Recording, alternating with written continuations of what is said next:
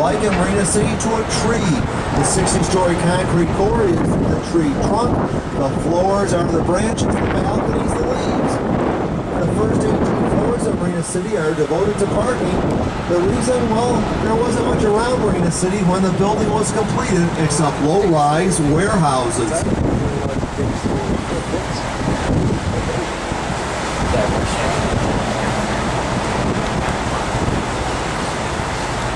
There are approximately 450 condominium units in each of the towers at Marina City. Ahead on the right, another modernist building. This is from 1987. It's Skidmore, Owings & Merrill's American Bar Association. Now, they use a reflective glass which plays off the color of the water and stainless steel verticals.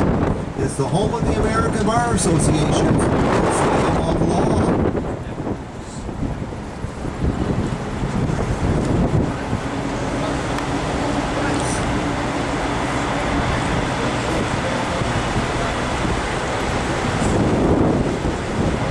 On our right, the Reed Murdoch Building. George Nimmons, the architect, 1914.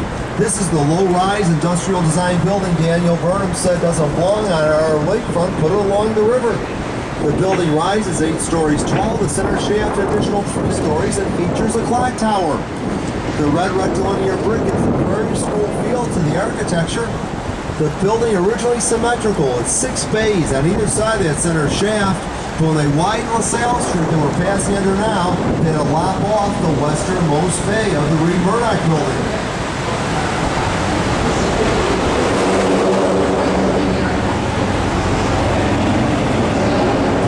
Buildings of that time frame, the turn of the last century, oftentimes would have a clock tower because owning a pocket watch back then was considered to be a luxury. Ahead on the right, another industrial design building of the same era. This is the original Chase and Sanborn Coffee Warehouse of 1912. In 1984, the building was completely renovated and they added the glass penthouse.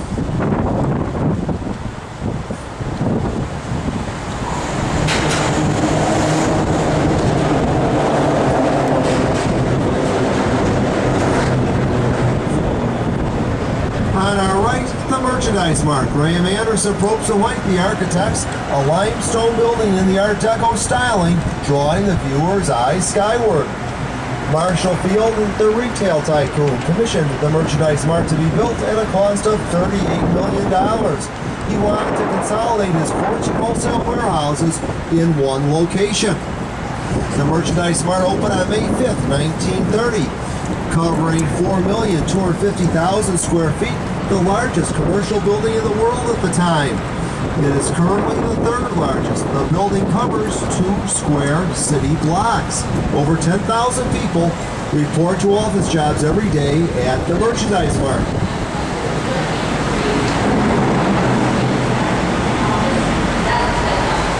Marshall Field was forced to sell the Merchandise Mart. He sold the building in 1945 to Joseph B. Kennedy of Boston for $12.5 million. That was less than a third of its original price.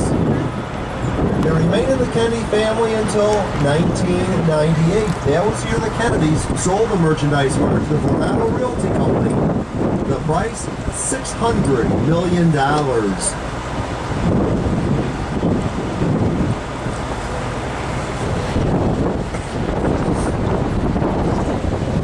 Right here at the confluence of the main north and south branches of the Chicago River. It's right in this general area the earliest settlers would congregate. They had saloons and hotels on the banks along the river. And in 1830, at the Sauganash Hotel, a group of civic leaders got together and they decided they would form a city. And they would call the city Chicago, which is based on a Native American word meaning smelly, strong wild onion, which grew abundantly here on the banks of the river. Ahead on our left, the residence at River Bend. From the year 2002, a 37-story tall building featuring townhouses on the main level, a series of floors devoted for parking, and condominiums above. The unique feature here, all the mechanicals, the elevators, hallways are all pushed to the opposite side away from the river, so everyone has not into one computer.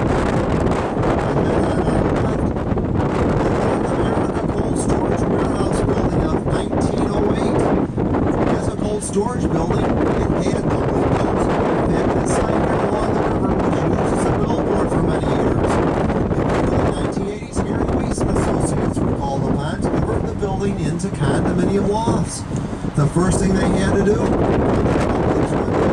was a daunting task because the walls are over a foot thick, and then they had to remove the insulation. It was matted horsehair. It reportedly took over 500 semi-trailer trucks to remove all that insulation. It's now known as Colton House Condominium Loft Living along the Chicago River. Ahead on our left, perhaps the most unique property we'll see today. This is the Chicago River Cottages of 1990, Harry Weiss and Associates. It features 4 townhouses ranging in size from approximately 2,500 square feet to 4,500 square feet. You have a marina in front for your boat, and if you wish to commute by more conventional methods, there's parking in the rear.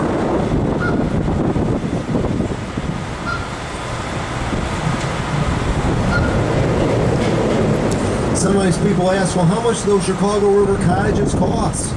No one knows. The original owners have never sold. They've been there since 1990, and there's no comparable residence that I know of along the river. Over on our right, East Bank Club, an upscale health and racket club from the 1970s. It's really of no architectural significance, but it was during the 1970s a great deal of building began along the river, and it's continued. If you look straight ahead of us, it's a massive condominium development that's about 5 years old. To its right's another. Behind that's the top of a third. So the city of Chicago wanted to get out in front of this building boom, and in the late 1970s passed an ordinance. And the ordinance states that if you wish to build along the Chicago River, you have to set back 25 feet from the river's edge. You have to provide for green space, and you cannot turn your architectural back to the river. Captain Bill's making the turn, and we're looking into Kinsey Park. Kinsey Park is named after John Kinsey, one of the early civic leaders in the city.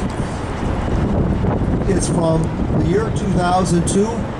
Papa George and Hames, the architects.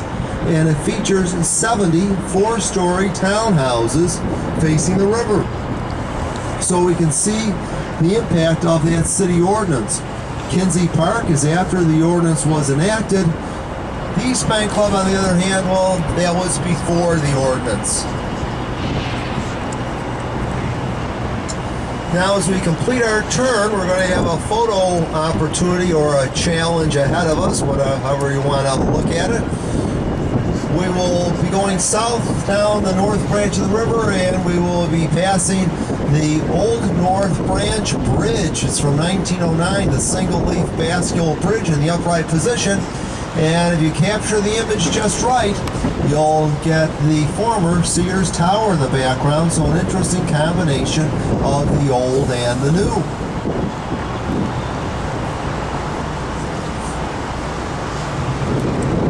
October 8, 1871 is an important date in the history of Chicago. That's the date of the Great Chicago Fire. Now, the folklore that has grown up around the fire is that Mrs. O'Leary was milking her cow. The cow kicks over the kerosene lamp, and that's how the fire begins. Well, the fire broke out on a Sunday night, and it came after a very dry period in Chicago weather history. We had recorded just 1 inch of rainfall from July 4th to the date of the fire in October. So the ground was extremely dry. All the buildings in the city were either of wood or cast iron, so they were very flammable. The city sidewalks were even made of wood. The fire was aided by a 30-mile-an-hour wind coming out of the southwest, which is the approximate direction that we are headed in now. So the wind helped the flames jump the banks of the Chicago River. The fire raged for 36 hours until it just burned itself out. The damages? 17,450 buildings were destroyed. 100,000 people were left homeless. That's 100,000 people homeless out of a population of 300,000. So a third of the city was homeless, but miraculously fewer than 300 people lost their lives in the Great Chicago Fire. As soon as the flames were out, and by some accounts the ground was still hot, the city began to issue building permits to start the rebuilding process. There's a little Sidebar on that story, when Queen Victoria of Great Britain heard about the plight of Chicagoans, she wanted to help. And she thought the best way to help victims of the fire? Send over books. She thought our library was destroyed. She sent over 8,000 books. Well, the truth of the matter was we never had a library then. So we kept Queen Victoria's books, we thanked her, and we began the Chicago Public Library System. Now, if you think you've smelled some chocolate recently, Yep. you have very good olfactory powers, because there's a candy company about 4 blocks away, and evidently the wind is blowing in a favorable direction for us. Ahead on the left, one of the pretty postmodern buildings we'll see today. This is 333 West Wacker Drive. It's from Cone, Peterson & Fox, 1990.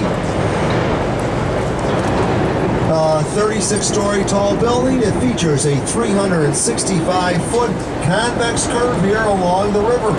On the opposite side where the street is, the building is squared off and it follows the grid of the street. So it's an example of contextualism in architecture. The architect designed that building to fit that specific location. Note the 3-story Vermont granite base. You have circular louver medallions on the ends of the building to conceal mechanicals.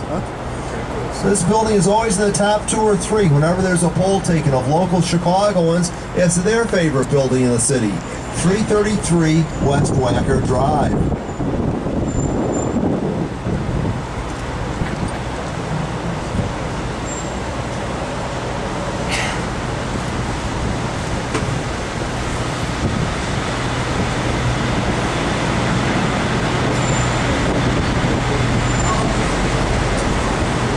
The building on the right is a great example of adaptive reuse of a structure to meet the changing needs of the city. This is originally the Butler Brothers warehouse. Built in 1923, the Butler Brothers, a mail-order catalog firm, conveniently located for their purposes right near the railroad tracks. In 1997, the building was completely renovated, converting to 350 condominium lofts. Now those railroad tracks run right through the dark gray and light gray granite building ahead on our right.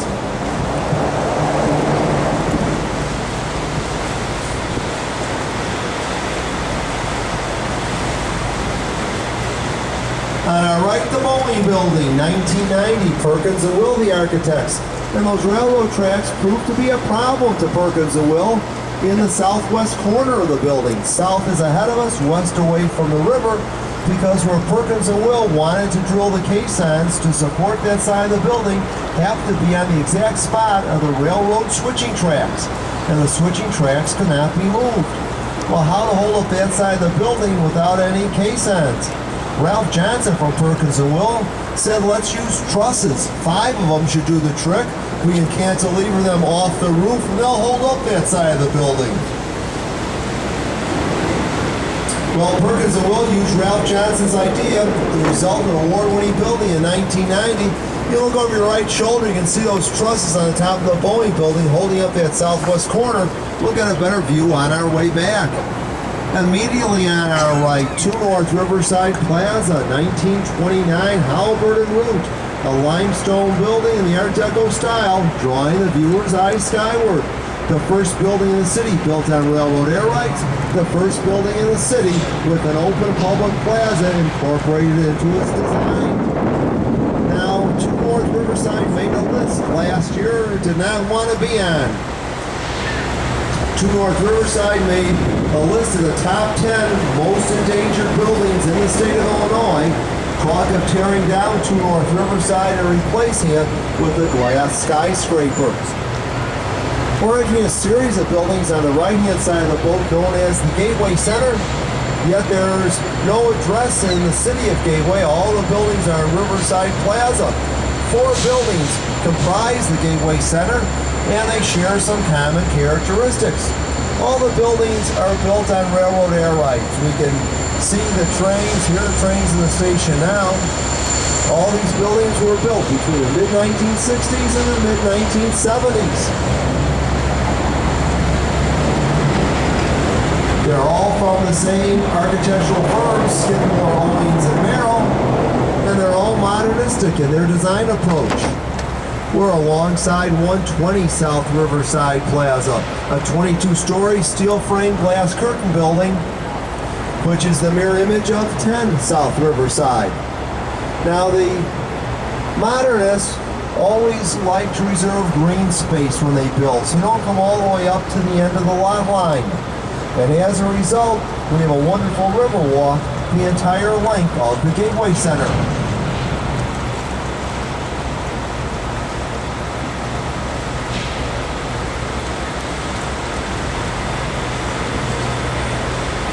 Ahead of us on the right, the building with the black X in it is the original Mid-America Commodities Exchange of 1971. Now, a commodity trading floor has to be free of any pillars or posts. That way traders can see each other's hand signals. Well, how in the world can they support the roof brace the sides without pillars or posts? Fosler Kahn Skidmore said bring the bracing to the outside. So the black X we see holds up the roof and it braces the sides.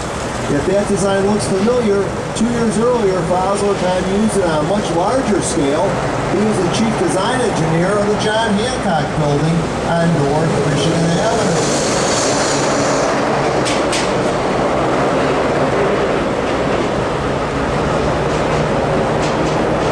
On our right, gateway number 4 from 1984. An example of contextualism in architecture, the building follows the bend in the Chicago River. We actually have two buildings. The right-hand side has a curved portion. The left-hand side is squared off. Some very unusual reflections in the dark green glass of gateway number 4.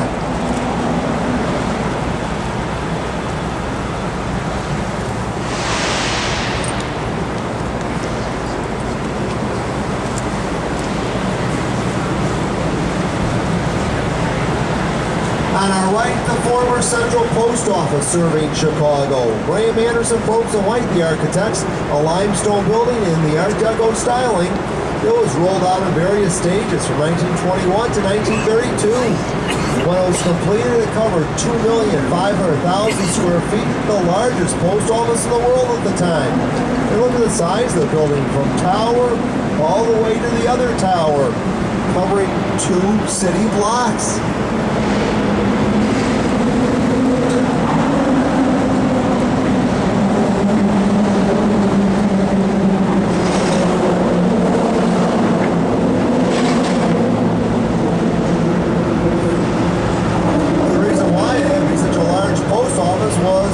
Chicago's headquarters of the 3 major retail catalog firms then: Montgomery Ward, Sears, and Spiegel.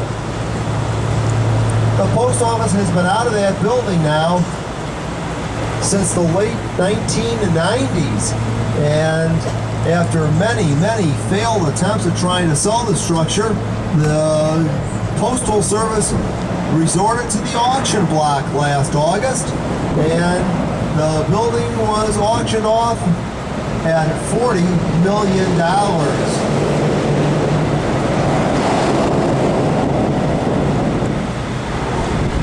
The new owner has yet to decide what is going to be done with the building. Most people think you'll have a tower of residence, another tower of office space, and the low rise in between will be for a hotel. On our right, the new post office serving Chicago, Lester Knight Associates, 1996. It's the most automated post office in the U.S. system, processing over 3 billion pieces of mail every year. The building complies nicely with our city's ordinance relative to the setbacks and green spaces. The area of the city over on our left is known as the Printers Row area, the South Loop, Dearborn Park. We don't have any hard, fast boundaries for neighborhoods in the city. It's the fastest growing area of the city, though, over the past 10 years. Ahead on our left, a building which might resemble one that we saw a little bit earlier today. This is River City. It's from Bertrand Goldberg and Associates, the man who gave us Marina City in 1964. 22 years later, River City is the same idea, the city within the city, If you work downtown, live downtown, Bertrand Goldberg's original plans called for 4 towers to be built from here, extending all the way down to where the bridge is. But this was the only one which came to fruition.